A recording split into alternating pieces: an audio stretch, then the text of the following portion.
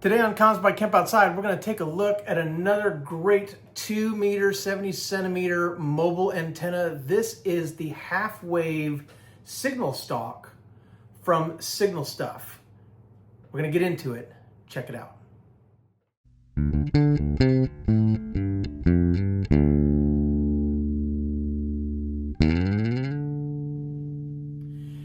Hey guys, I'm Kevin and this is Comms by Kemp Outside. We're your inside source for outdoor comms. Well, today we're doing a video review on the Signal Stalk by Signal Stick. And this is their half-wave version, guys. I don't have their quarter-wave version, but this is their half-wave 2 meter, 70 centimeter dual band antenna. It's an NMO antenna. So I have mine sitting on a Comet NMO mount.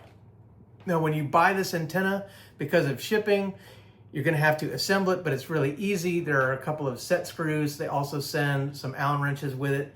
And what you do is you take the shorter, thicker end, put it all the way into the bottom, tighten the set screw, add the little middle section here all the way down, tighten the set screw, and then add the longer, narrower section at the top, and then tighten the set screw there, and then you are good to go. Screw it into the NMO base of your choice. They do not sell an NMO base, right? It's just the antenna itself, so you can pick the NMO base that you want. I've had really good results with these Comet bases, really nice, strong magnets, so I really like them, and they don't mar the finish of the car.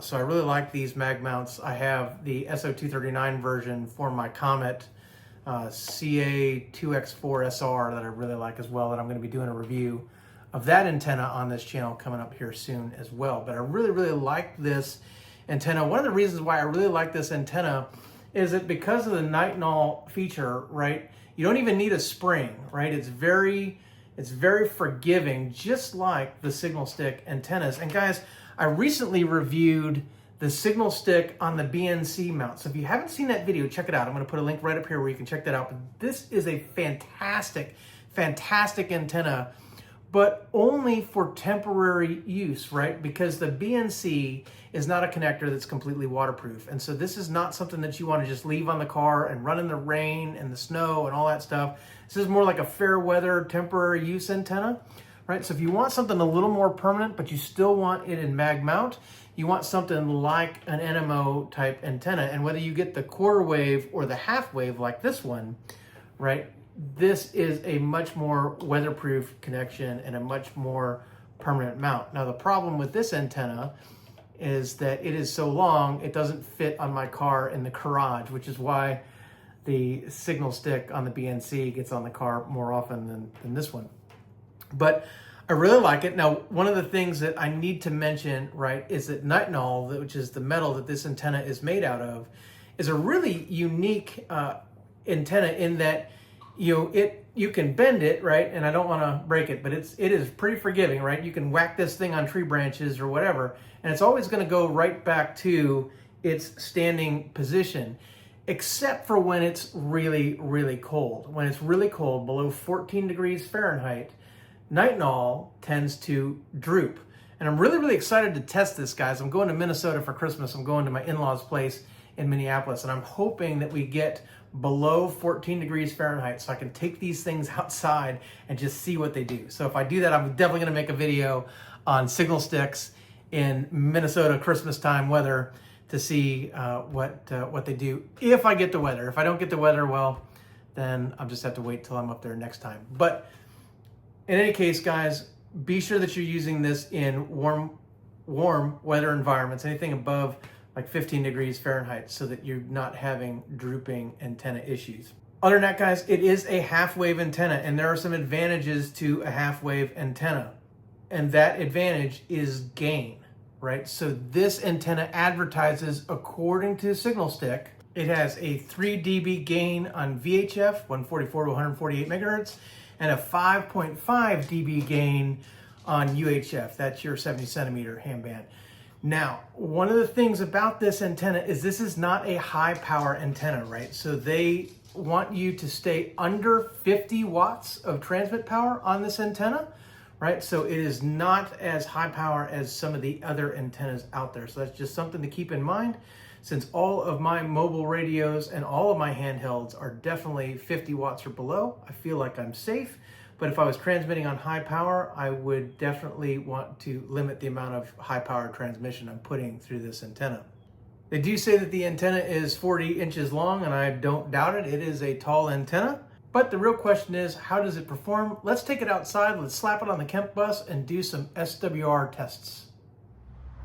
All right, as you can see, we got a radio hooked up to the Shortcom SWR meter, and then up top, we have our half-wave signal stalk up on the roof of the van, sitting on a Comet NMO mag mount. All right, so let's get testing here. All right, so we're gonna use a Baofeng UV-5R. 144250. Starting on 144.250 KB8 WPD testing. All right. 145250. KB8 WPD testing. 14625. KB8 WPD testing. 14725. KB8 WPD testing. 14775. KB8 WPD testing. All right, guys, so up towards the higher end of the band, SWR was a lot higher than I wanted it to be.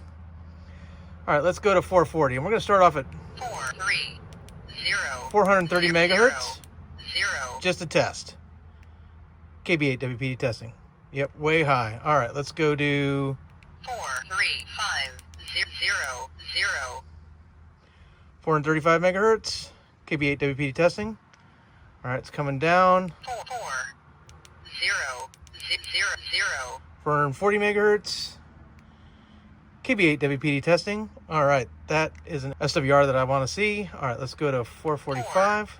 45000. KB8 WPD testing. All right, so I'm going to go to 442. 44250. So I'm going to split the difference of the last two we tested. KB8 WPD testing. All right, so 442.5 was good. Let's go to 443. 443.500. KB8 WPD testing.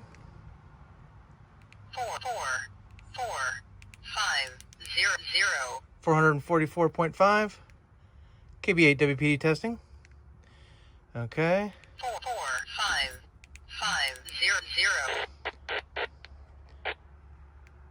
KB8 WPD testing. All right, still under 1.5 on 445. 46500. KB8 WPD testing. 47500. KB8 WPD testing.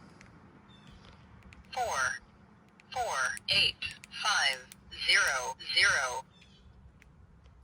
KB8 WPD testing. All right, and 44950. 449.500. KB8 WPD testing. All right, so pretty good in the 70 centimeter band, a little high on the upper end of the 2 meter band. Let's switch over to MERS. All right, so we're going to use a Radioddity MERS MU5 to test MERS. Here we go on channel 1, test, 3.55. 2. Channel 2, test, 3.57. 3. Here's channel 3, 3.7 to 1. 4. Here's channel 4. Yep, channel 4 is up there. And 5. here's channel 5. Yep, channel 5. All right, so MERS isn't so good. Might work in a pinch, but definitely better antennas out there for MERS. Let's switch over to GMRS. All right, guys, so we're going to use the Baofeng GMRS 9R for the GMRS testing. Here we go on GMRS channel 1, WRQ KG-UV9P. 2, 3, 4, 5. We're going to go to channel 5, WRQ KG-UV9P. 6, 7, 8. Let's go to channel 8, WRQ KG-UV9P. All right, that one is higher. 9, 1, 1, 1, 2. Go to channel 12, WRQ KG-UV9P. Yep, a little higher there. 1, 1, 1, 5, 1, 6, 1, 1, 8. Let's go to channel 18, WRQ KG-UV9P. All right, that one's better. 1, 9, 2, 0. Go to channel 20, just see what channel 20 is at, WRQ KG-UV9P. 2, 2. All right, and we'll stop at GMRS 22 for the simplex channels, WRQ KG-UV9P. All right, so pretty respectable across the GMRS simplex channels. 2, 2, 2, 2, 2, 2, 3, 3, 3. Let's go check out some repeaters. So this is repeater channel 1, WRQ KG-UV9P. 3, 3, 4. Here's repeater channel 3, or 3. let's go to repeater channel 4. I was getting traffic on 3. WRQ KG-UV9P. All right, 2.27. 3, 3. We'll go to repeater channel 6, WRQ KG-UV9P. All right, and 3, 9. we'll do repeater channel number 8, WRQ KG-UV9P. All right, so not horrible on GMRS, considering this is a ham radio antenna. A little higher than I want, but it would work in a pinch. All right, let's go back inside and finish out the video. All right, guys, so that was an interesting test, right? So on the 144 to 148 megahertz, the 2 meter band, we had anywhere from starting at 144.250, we had 1.33, dropped down to 1.31 at 145.25, and then we started climbing. At 146.25, it was 1.66, and then at 147.25, it was 2.15, and at 147.75, it was 2.45. So this is definitely higher than I wanted it to be at the higher end of the 2 meter band. I'm a little disappointed in that. I really wanted this SWR to be down around 1.5 all the way across the band. So I'm disappointed. I'm not really sure why I'm getting that result. So, you know, but it is definitely, you know, it's definitely usable, you know, but I wish it was better. One of the things I'm going to do with this antenna, though, is I'm going to use it to beacon APRS off of my APRS box. If you haven't seen my APRS radio build, I'm going to put a link right up here where you can check that out. But basically what I'm going to do is I'm going to have this on 144.390. And at 144.390, it should be around that 1.3 to 1 ratio. So I'll be really happy with it for APRS use, but I'm a little disappointed at the higher end of 2 meters. On 70 centimeters, this antenna did really well. So at 430 megahertz, right, it was high at SWR5, and at 535, it was 3.22. You're not going to use that frequency range typically if you're operating on FM, so I'm not really worried about that. And then when I got the 444 megahertz, right, it was about 1.01 to 1 SWR, so almost perfect. At 445 megahertz, it was 1.45 to 1. So then I started to evaluate a little bit in there. So at 442.5, it was 1.04. At 443.5, it was 1.25. At 444.5, it was 1.39. At 445.5, it was 1.47. At 446.5, it was 1.49. At 447.5, it was 1.43. And at 448.5, it was 1.37. And at 449.5, it was 1.31 to 1. So everywhere in the FM portion of the 70 centimeter band, it was below 1.5 to 1. So very, very happy about that, with some frequencies being really, really high performing. Let's talk about MURS, right? So MURS, it's a pretty unsuitable antenna for MURS, right? And that makes sense. This is a dual ham band antenna, right? And it's a half wave on 2 meters. So, you know, it's not going to be significantly wide banded. And I knew that this would be the case, right? Because MURS is above the 2 meter handband, and as we were getting up into the upper ends of the 2 meter handband, the SWR was starting to get high. So MURS was 3.55, 3.57, 3.7, 5.9, and 5.85 to 1 on the 5 MURS channels. So definitely, guys, if I needed to use it in a pinch, I probably would, you know, because handheld radios are pretty unforgiving, and handhelds are the only thing I have in MURS. And it would probably be better than the rubber ducky in the car. But if I was going to run an antenna for MURS, it would definitely be this little signal stick. So take that for what it's worth. And then on GMRS, it did pretty well, right? So on GMRS channel 1, it was 1.45 to 1. On GMRS channel 5, it was 1.39 to 1, right? So in a lot of these, it was below 1.5 to 1. On channel 8 and channel 12, it was 2.05 and 2.12 to 1. So a little more than I want, but still usable. And then on the repeater channels, which, you know, transmit on 467 megahertz instead of 462, it was up a little bit, but it was between 2.12 and 2.3. So it's still usable, higher than I want, but usable.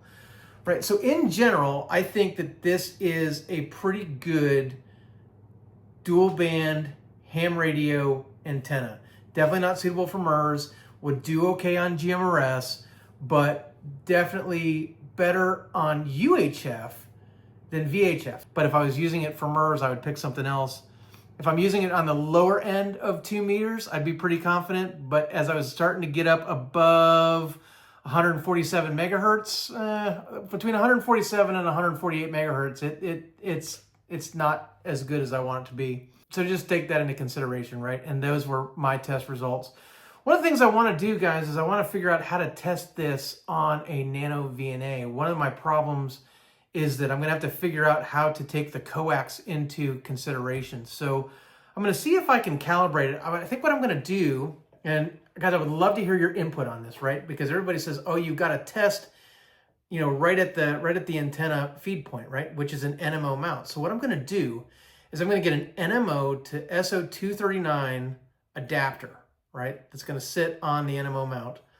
And then what I'm going to try and do is see if I can get I don't know whether I'm going to have to adapt it or what, but get the open, short, and load little calibrate things to sit on that SO239 and see if I can calibrate the nano VNA right at the feed point and then sweep this antenna to see what I get there. So if you guys think that would work, drop some in the comments below. I'm just learning about the nano VNA. I don't have it yet. It is on order. So when I get that, I'm going to do some more antenna testing. I would love to be able to test mag mount antennas, but I'm not exactly sure how to do it because everything I've read says, oh, you've got to test it at the antenna feed point. Well, there's nowhere to attach, right? I'm not going to cut the wire here, right, to, you know, be able to test it here, right? I'm not going to cut the wire and then you know, create a connector or something. I don't want that smacking on my roof, you know, when I'm driving down the road. So I'm guessing what I need to do is be able to test it right at the base of the mag mount. So I don't know, guys. Let me know. Tell me what you would do. Tell me, you know, I am not above learning on this channel, guys. There's a lot of things that I learn every single day about ham radio, and I am by no means an expert. I'm just here to share my journey with you. And if I can learn a few things and pass that on, then maybe you don't have to learn the lesson the hard way by spending money on stuff that doesn't work for you. You know, maybe I can do that, and then you can just get the stuff that does work for you. But bottom line is I'm really looking forward to trying to figure that out and to see if that works. All in all, guys, I really do like this antenna. It's really neat. It's really unique. I really love, especially because, you know, I do a lot of camping. I do a lot of hiking. I do a lot of fishing. So I'm doing a lot of outdoor stuff. And I'm not really worried about this antenna hitting a tree branch as I'm going down a trail or in a campground or something like that. So I really like that aspect. The only thing that I wish this antenna did better was I wish it did better at the higher frequencies on 2 meters. Other than that, guys, I love this thing. It's awesome on 70 centimeters, on GMRS, and for the most part, 2 meters, right? Terrible on MURS. Okay, so guys, I am Kevin and this is Comms by Kemp Outside. We're your inside source for outdoor comms. If you enjoyed the video, give me a thumbs up, hit that subscribe, ring that little bell icon that notifies you when I release new videos. I'm going to put a link below to where you can pick up one of these. As of the making of this video, guys, I am not an affiliate for Signal Stuff.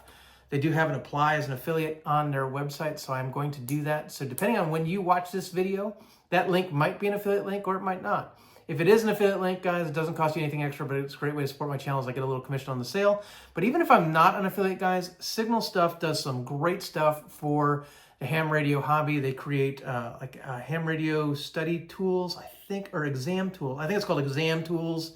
And they have ham study and some stuff to help people get their ham license. So I'm all about that, all about helping people get their ham license. So really love the company. This stuff is made in America, right, by local hams, I think out in Utah, if I don't, but don't quote me, but I think it's Utah, but I love that it's made in America, so I'm super excited about that.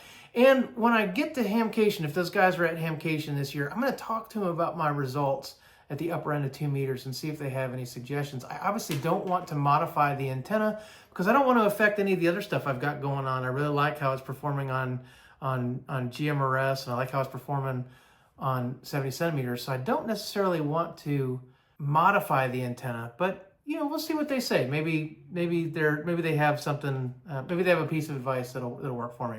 Guys, this is a brand new YouTube channel, so anything you can do to share the channel with friends and people who love radios would be greatly appreciated. I'm trying to get the word out on this channel, let more people know about it, so I really appreciate it. And guys, if you have any suggestions on my testing methodology or anything that you'd like to see done differently, or if you have any questions, drop some in the comments below. I'd love to hear from you, and maybe we can all learn together. So guys, I want to thank you for watching. We'll see you outside.